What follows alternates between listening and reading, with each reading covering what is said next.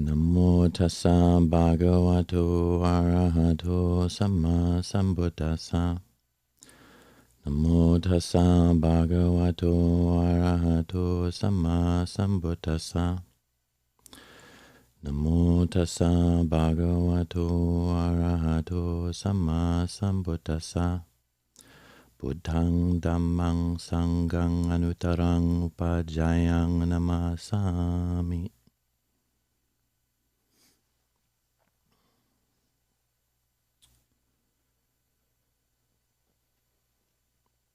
So one of the questions that came up a couple of days ago from one of the viewers was about fear, and where does fear fall in terms of sort of the three kilesas, in terms of greed, hatred, and delusion. And that is it's an interesting question, and the questioner was just wondering about how to work with fear in terms of the three kilesas.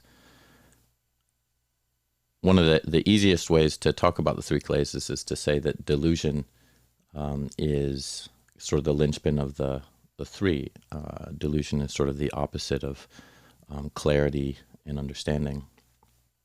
And when we have that, then we don't, we're able to clear away desire, greed, craving, and hatred, aversion, anger. Those are very easily cleared away. So it's delusion that keeps us kind of coming back to rebirth. It's delusion that keeps us going, that keeps desire going, which also brings us back.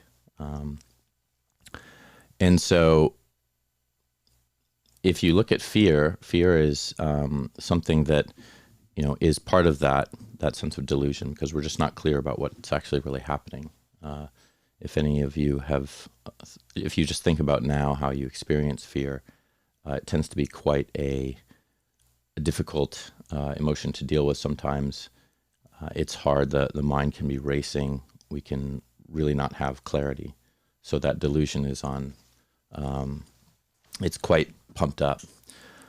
For me, though, as I understand it, and people sometimes ask, why is fear not, for example, included in the five hindrances, although it's mostly closely related to worry and sort of that worry flurry, that movement of mind, restlessness. But it's also very closely related to aversion. And so when we're sort of, we see it in our mind when we're afraid, then there is a sense of, I want to get away from whatever it is that has come up, whether it's something that's present for us immediately, or that's something that is something that we're just thinking about. So just a clear example is, a tiger meets you in the wood and is standing there ready to chomp on you. Well, fear would be quite high, right? But we also experience subtle fears where there can either be nagging anxieties that we're not quite identifying with or understanding. There can be a sense of fear about the future, and all kinds of things arise around this. And then we look at more subtle worries that we have, just generally being worried about either past actions we've done or what might come up in the future. So in terms of working with this, the Buddha had in a Bhaya Sutta, he talked about, it's called Fear and Dread, and he talks about working with fear. One of the ways that he talks about fear arising is because of our sort of moral compass being askew. So a sense that we've done something wrong in the past and we're concerned about this. That's one of the ways that we see quite a bit of the Buddha talking about worry and fear, is when you have a mind that is no longer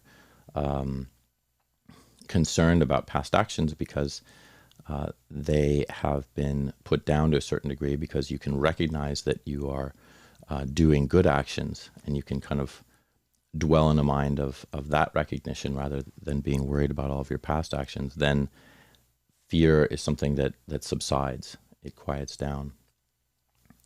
But there's also, as I was mentioning, it's not just a moral characteristic. It can be something that we're just afraid for our lives. And so we can say one of the main underpinnings around fear is our fear of death. So, for example, we might not recognize that what we're afraid of is dying, because it's not so evident. But when that actually becomes evident, let's say you get a diagnosis and you're starting to feel ill right now, and you find out it's COVID, and it's not getting better, and you're starting to get worse. So if we think about that, that's not necessarily a moral sense of what's going on, but it's really around like, wow, this could really be it. I might die. Same thing with somebody who's close to us who is going under a severe illness. So when we're working with fear, I think one of the important things is to consistently use the tools that we've been taught by the Buddha around just recognizing what it is, recognizing that fear. So when it's more subtle, when it's not something like, we're very sick and almost dying, when it's something more that it's just a worry about, possibly about our future or about some niggling thing we've done in the past, then there's just that presence of mind that one can have that allows us to see clearly through it. So in this sutta I was mentioning, fear and dread, the Buddha said, why doesn't he just sit with fear? Why can't he just allow fear to arise and then deal with it right then and there? Just stop everything he's doing in that moment and just sit and essentially tame that fear. When it comes to taming fear, to understanding it, it really comes to a sense of being willing to feel whatever it is that we're feeling. And that's incredibly obvious to us who've been practicing a while, but it's not necessarily obvious in terms of what we do and how we behave with our lives. So as I was bringing up, for example, the fear of death, that's something that people can kind of have consistently in their experience, but it's sort of off in the background. It's not something that's there. In fact, one of the sort of problems of human life is we just keep putting off these things that are in the background and causing us a lot of anxiety. So if we look at sometimes this fear coming up for ourselves, we can kind of try to identify an understanding around it for ourselves personally. What is our personal story of fear? What is it that we're afraid of? What do we worry about? And I find that incredibly useful, rather than kind of thinking of it as just something that is amorphous or isn't sort of personal to us. It's kind of like each of us has our go-to fears, our go-to anxieties. For example, it could be, a lot of people are just afraid of the social interactions they have, and we've talked about on the live streams a sense that we don't necessarily feel so comfortable in groups, for example, and there is this tendency to really want to make sure that we're okay, everything's okay with the people we're with, and when that's not the case, then this fear can arise. We can be worried about how we've appeared, or especially when it comes to the morality around what I was speaking about earlier was that we've done something wrong, and especially when we feel like we've wronged somebody else. And so that comes from, I think, two things. One is, of course, that we've potentially hurt someone, but it also comes down to a sense of like, wow, like I've lost trust in another person, or I've harmed another person, and we can palpably feel that experience. And that's not something that's very easy to be with. And again, it comes back to just that basic, like being willing to feel what it is that you're feeling. For many people, including myself, that fear and experiencing fear. And as the Buddha said, just sitting there, right there, and then being with it is not a comfortable thing. It's uncomfortable. One can kind of squirm and not want to be with it. It's a sense of dread. And I think what it comes to, and when I was talking about these sort of personal stories that we have, it really comes out of a sense that there's just absolutely nothing I can do. I am utterly just screwed. I can't do anything to get out of this situation, and that's what fear is kind of telling us. That story is so common that many of us devise certain ways to deal with it. We can try to avoid it when it comes up, or we can just distract ourselves, go watch a movie, whatever it might be. But that's one of the ways that it's important for us to really kind of go into it and experience it.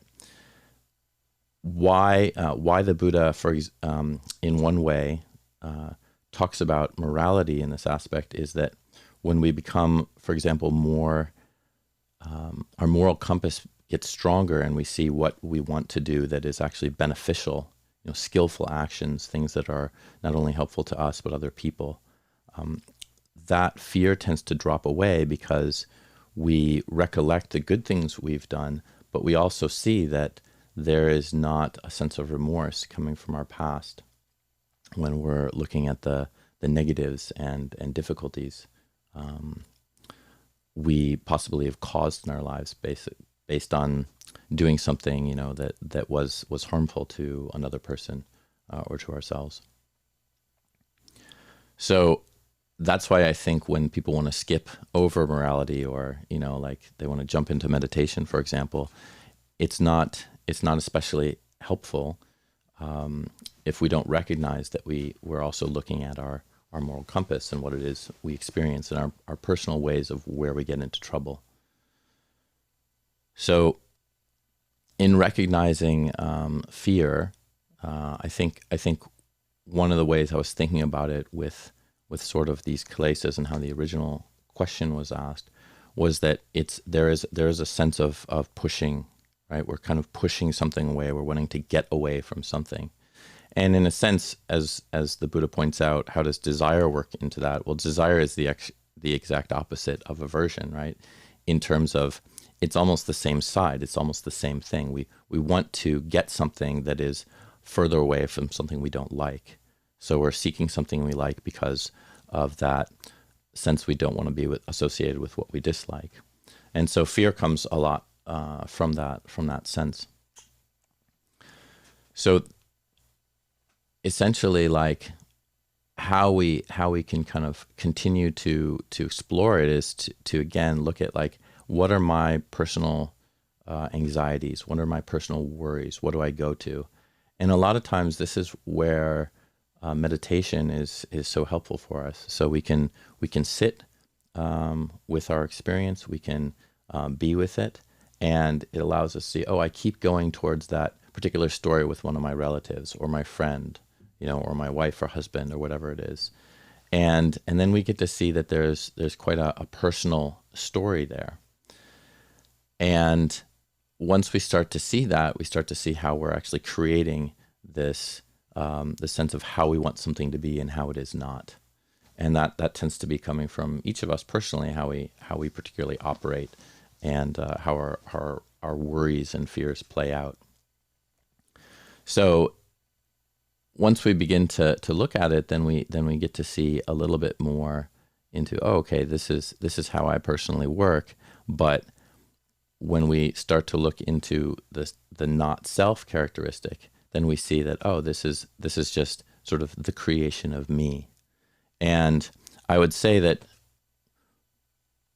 for someone who has sort of penetrated not self or understood not self to quite a degree, then fear is something that I would think wouldn't arise very much. Because again, if we don't have our personal stories, if we don't have everything, if we're not taking everything as me and mine and who I should be and how I should be, then we're often not so afraid because we don't take things personally. I think I've quoted Lumpur Sumedho's book title, don't take your life so personally.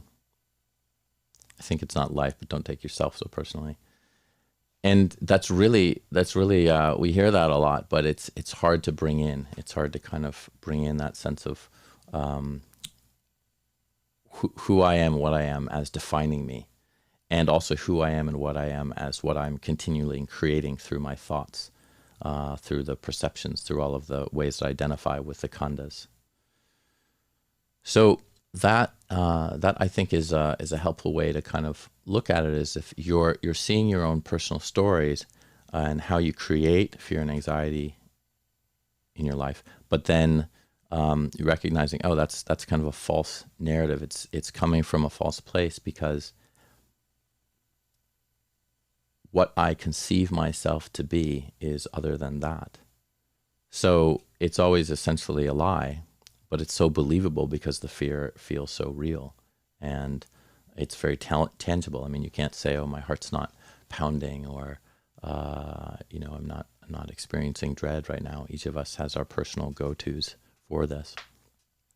So the more that we sit with this experience, and the more we identify with it in our bodies as, okay, there's a feeling of the heart pounding, or there's a constriction in the chest, or whatever it might be, we just see these as our sort of either vedana, like unpleasant experience, and we can see it as whatever it is that we're sort of averse to in the moment, that's causing us this restlessness.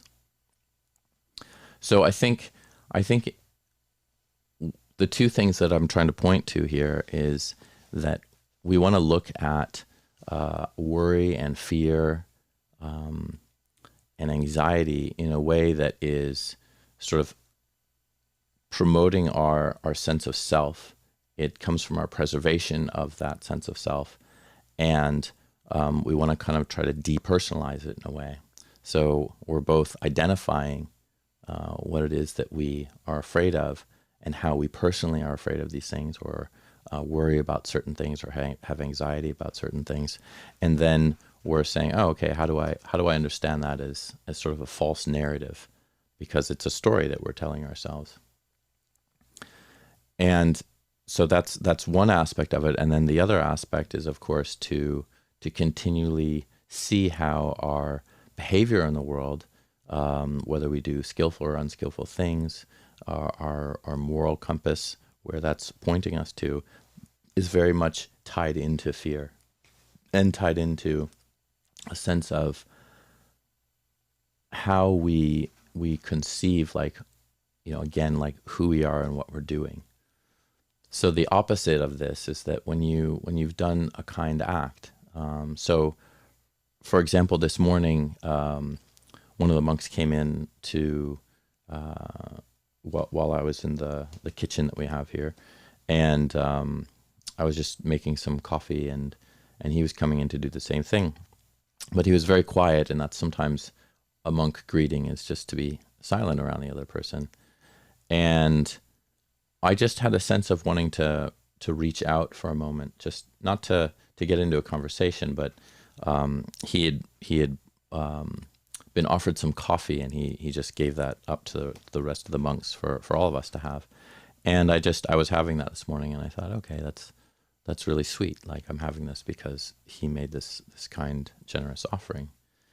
So I just thanked him for that in the morning. Thanks for sharing your coffee. And it just felt really nice, right? It was kind of a way of like getting out of my own world, my own perspective. Sometimes when people are silent, you come in the room and two people are silent, there can be a feeling of this fear coming up, like, oh, what does this person think of me? What's going on? Are they in a good mood? Are they in a bad mood? Are they going to bite my head off? What's happening? And so that sense of just like, oh, how can I have like a positive moment with someone in my life, just allowed that kind of fear to drop away, or that sense of slight worry I was having, or not sure what mood he's in or what's going on. But also it was just coming from that recognition of goodness, like, oh yeah, like this is a good, kind person I live with, and he's done this thing. I'm having this coffee this morning because he actually was the one who offered it. who gave it to all of us to share. So in recognizing that, there was just a sweetness, and then he was kind of, he just said, "Oh yeah, of course." It was like, of course I wasn't gonna just keep it all to myself. And so that I don't know if I was necessarily feeling anxiety, more probably a little bit about making sure that everything worked with the live stream this morning. But it was just a sense of goodness that arose from just expressing that. So I recognized his goodness, and I could see in my own self that sense of thankfulness or gratitude around something that could be easily taken for granted. I could more have an attitude, well, of course you should share, or that's what we're supposed to do, or whatever it is. Or we're not supposed to have these things personally, keeping them to ourselves. So that's, I think that's a very important aspect of reflecting around fear, is looking at our own skillful actions and unskillful actions. And there tends to be quite an imbalance sometimes in how some of us can focus on our unskillful actions. And I think each of us needs to look at that and examine it and see for ourselves when that's not helpful, because it's not ever really helpful to bring up your kind of point at yourself as if like I'm this, no good, evil, bad, terrible person who does all these bad things, which people can think about themselves. But that's just usually like, there's very few people who are always doing bad things. So what it is that it's just a non-recognition. There's no recognition that of what the good qualities we have and the good things we're doing. And so the more we steer in that direction, the more we're able to recognize, oh yeah, I do have these good qualities that are helping. I do have this good sense of what it is that's right to do, and sometimes I do move in that direction. And when we evaluate our lives, we can often see that it's not such a huge imbalance. And if there is sometimes more difficulty and pain that arises out of unskillful actions, then we can kind of examine that and say, oh, how do I keep getting myself into trouble? And how can I alleviate that? And for me, that's really where I see a lot of worry and fear being alleviated, is when I'm actually looking at and encouraging myself into more skillful directions, doing kind things. Just like a simple gesture of saying hello to somebody in the morning is something kind. But often we just let it go by. We don't really do that. Just listening to someone, not even saying anything, is just probably one of the most important things we can do when we're around people. So that sort of that sense of goodness comes only from recognition. And if we don't actually put an effort into that recognition and understanding, then we don't, unfortunately, receive the fruits of that. We don't receive the fruits of our good actions. So it's not just that we do good, but we want to recognize those things. And as I've been talking before about, or throughout this talk about worry, fear, and anxiety, it's partly because we're moving in the direction of not seeing clearly, going back to that delusion or moha, or that sense that we don't really see or understand what's clearly happening. And so we move into fear, kind of not recognizing our own goodness, not recognizing the potential for something good to happen. There's a wonderful sutta where the Buddha is talking to a monk. I can't remember his name right now, but he keeps telling him he's about to go to a place that where there's very rough and coarse people, and they might harm him. So some of you may know this sutta, and the Buddha keeps asking him, what will he do, if they say harsh words to him? And he says, oh, I'll think of them kindly, and I'll thank them for not doing other actions to me that could be worse. So the Buddha keeps upping the ante, and he says, well, what if they do worse actions? And he says, what if they hit you? And what if they beat you with clubs? And what if they stab you? And he keeps saying, well, I'll be happy that they didn't in the end kill him. But then the Buddha says, well, what if they do end up killing you? And he says, well, at least I won't have done something like search for an assassin to kill me and take out my own life. I can thank them for having helped me avoid that. So that was really like, and the Buddha praised him. He just said, all right, very good, very good. You can go to this kind of dangerous place. Your mind has been subdued enough to be able to deal with those coarse and rough people. And so it really comes to the mind. I mean, like, if we are facing our particular tiger, how is it that we can muster strength in that moment so that when fear is arising, we don't have to be overcome by it? I think a lot about how in the last moments of death, there can be, I would sense, from what the very few times I've actually seen someone die, I think it's only been twice in my life that I've actually gone through that. I imagine there's sometimes a fair amount of aversion if the person is conscious, but often there's not a consciousness there, or of the experience, the external world. And so it seems that what might be going on is just wanting to get out, that sense of annihilation, or get me out of here. This is pretty painful, just laboring through these breaths, or dealing with the pain of the body falling away. But I've imagined for myself that what comes from that is the fear of the unknown, of what's coming next, because the self is so identified with, like, this is me and my body and who I am and what I am. And because we have such a strong attachment to our body, and we have created this self, this who I am around my body, that when it's finally going, I imagine that there's probably a sense of a burden being lifted, but also I just, for myself, right now, I haven't seen how all fear or anxiety would be completely reduced in that moment. That it, because of the unknown and this identity view that occurs with the body, I just can't imagine, that there would necessarily right now be there wouldn't be fear in that moment.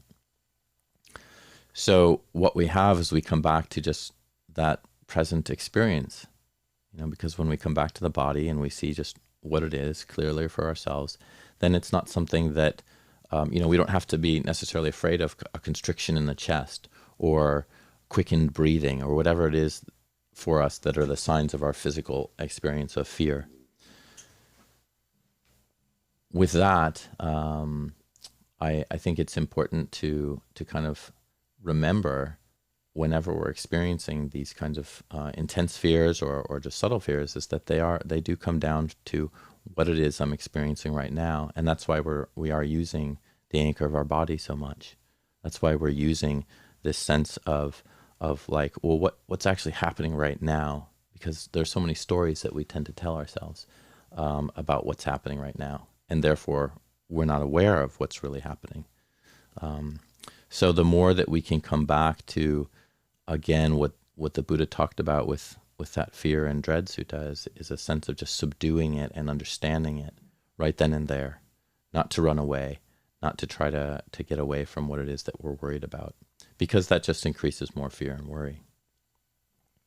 And I think that for many of you who've experienced this, when you're able to see clearly into just the sort of Vedana, the unpleasantness of it, and just clearly like an experience of, as I was mentioning, just physical experiences in the body, then that becomes very easy and normal to work with over time, because we recognize just what's happening. There's not necessarily something to be afraid of, like a quickened pulse or the chest pounding.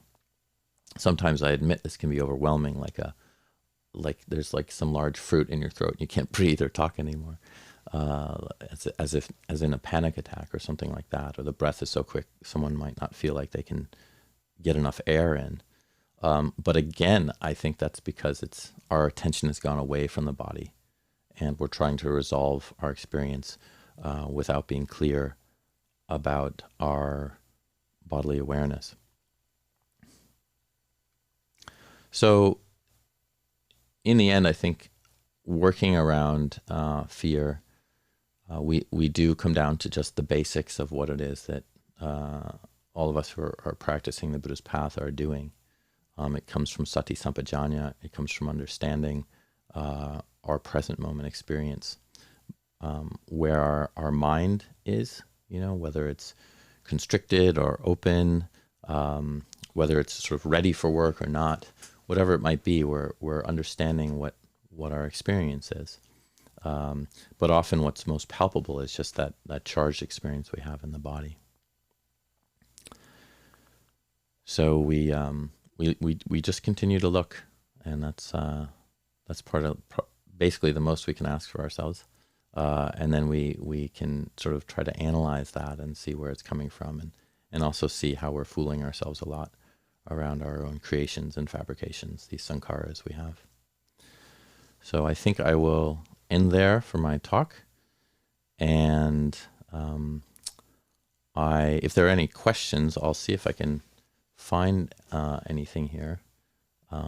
It was a bit, I will say, easier having Venerable Nisabo fielding some of the questions, because one of us could think while the other one was reading.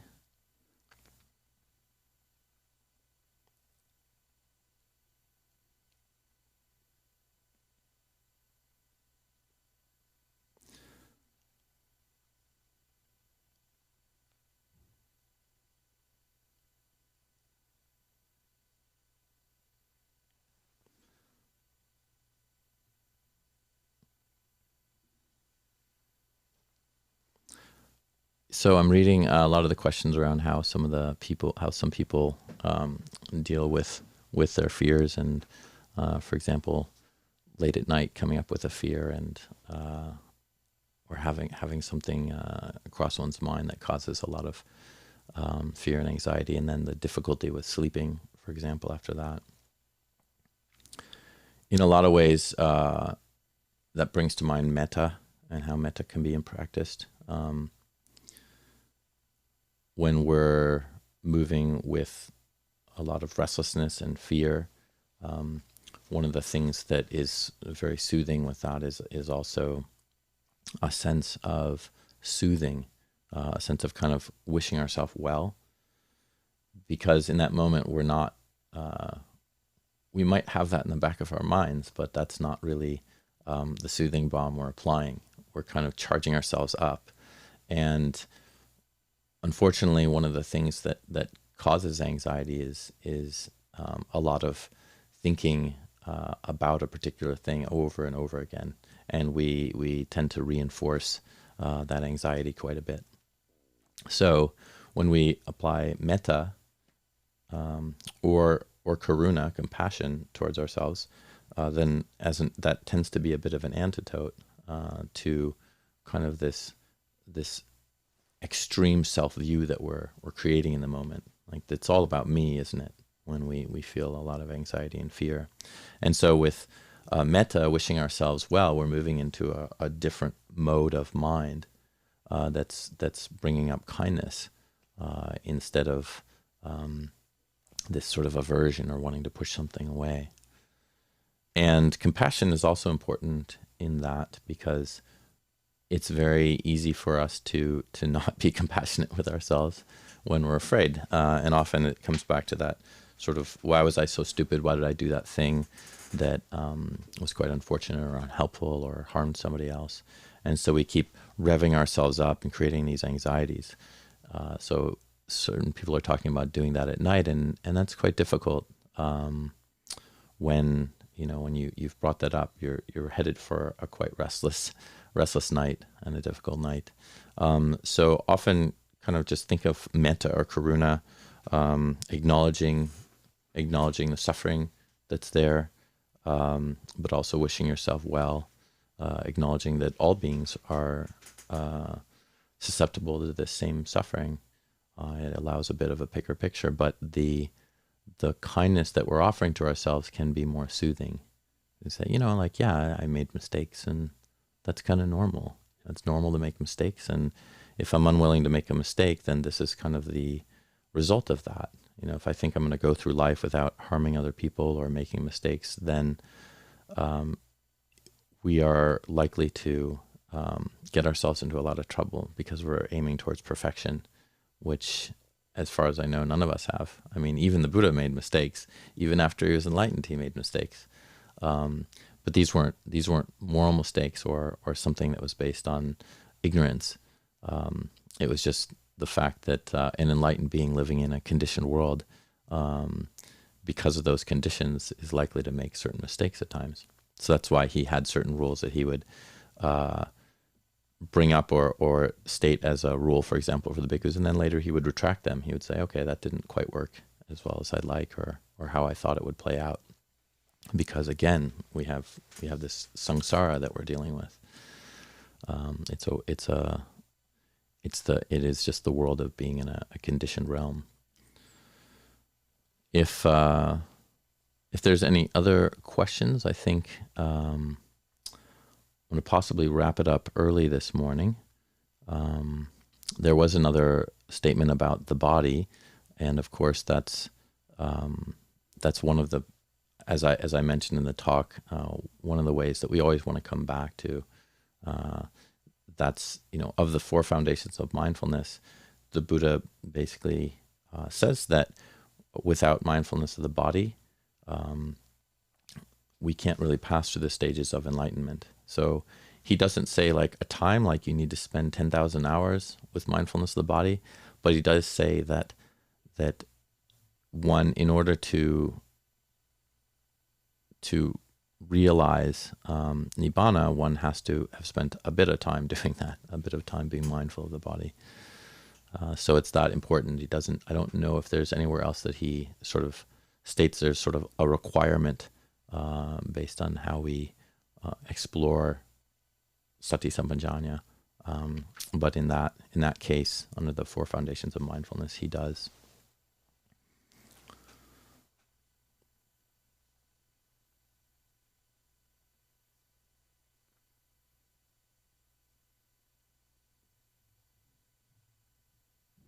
Yeah. And Gabriel brought up chanting as something that can also help subdue fear. And that's very true. I mean, one of the ways that is helpful for us in our practice is to recollect the Buddha Dhamma Sangha. Just recollecting the Buddha is something that can really calm the mind down. I mean, the fact that there was this enlightened being and just all of the goodness that he brought into the world and the teachings he brought into the world, and the fact that we even have a path to follow out of samsara, but out of our own suffering, that can lead us to a lot of gratitude, but also just I think there's a happiness that can occur when we just think about the fact that the Buddha was enlightened and then he went forth and taught. Whereas he didn't necessarily need to do that. He could have left the Dhamma to be kind of brought forth by somebody else in this current time. So we can have a lot of gratitude for him, for his teaching, and then also the Dhamma as well, the teachings. So these are, and the Sangha, the fact that there are other beings who are realized, who have realized the Noble Path, and all of us who are practitioners as well. These are good things to really put our minds to, that can offer that kind of calm. So yeah, I'm happy to have had you here with me this morning. And if there's any questions you want to bring up for Tuesday, maybe just think about those. And I'd also like to hear if on Tuesday any of you have worked with fear and dread or worry, anxiety, if there are things that you have questions about or comments or things that have worked for you, I'd be happy to hear about them. So perhaps you can bring those up at the on the comments on Tuesday at 6:30 p.m. And I will be doing these things for the next few months, I believe, alone. I'll be missing Venerable Nisabo. There's always a very calming and soothing thing having somebody next to you who you trusted and had confidence in. So, when we're alone and we're doing things it amps up not only fear and anxiety, but sometimes that sense of self comes up quite a bit. Whereas when there's somebody else there with you, there's a much easier, it tends to, for me, I find to be a lot easier. You can kind of just turn to the other person if there's anything coming up. But we learn from our experiences, and hopefully we do. There's a lot of times, as I was talking about, that we don't take that opportunity. But giving Dhamma talks is also a very helpful thing to work with in terms of fear and dread, but also just to see and understand the Dhamma. And I'm not sure if that's something that people have heard much about, but for monks, when we're giving Dhamma talks, one of the primary reasons that we do that is also to teach ourselves Dhamma. So it's it is possible to learn the Dhamma through speaking about it, and the Buddha had many words to say about that in terms of if we just spoke about the Dhamma for most of our life, that can really uplift us and bring us to clear understanding and even enlightenment. Because after all, this is what reflection is. It's reflecting on the teachings, the Buddha's teachings in our own minds and our own experience. So with that, I also encourage you to give yourselves Dhamma talks, and when you're experiencing fear and dread, to encourage yourselves in that way. Maybe ask yourself, what would the Buddha do? What would he say to himself? And try to explore in that way. So it was nice spending the morning with you, and I will see some of you possibly on Tuesday evening, 6:30. All right. Have a good few days.